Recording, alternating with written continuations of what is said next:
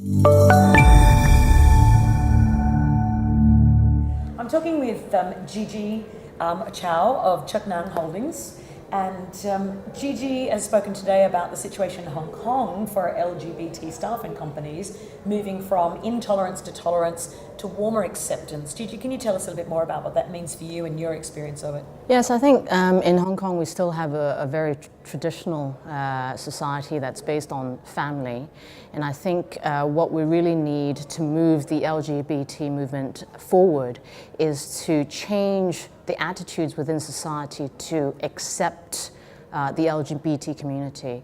And by accepting, I think we need to move from people that are intolerant, that's back in the 60s, or in Hong Kong as recent as 1991 when homosexuality was condemned as a criminal act, to tolerance where you're seen but not heard, people know you exist but they prefer that you don't make a lot of noise about it, to really going into acceptance where we acknowledge and society acknowledges the LGBT community not just as a permanent part of society, but positively encourage people to come out and embrace and celebrate their own sexuality. And I think we should really aim for the ideal, the end point where society embraces and encourages people to express who they are and find their own gender identity and sexual orientation as an expression of their humanity. And why is that good for business in Hong Kong,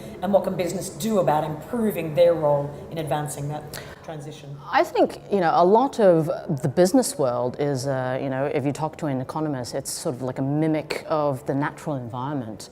And, some, back in the day, they would condemn homosexuality as something abhorrent and unnatural. But I think we've really moved forward to understand that homosexuality is really diverse, and really, how we feel and how we express our sexuality is a natural part of who we are.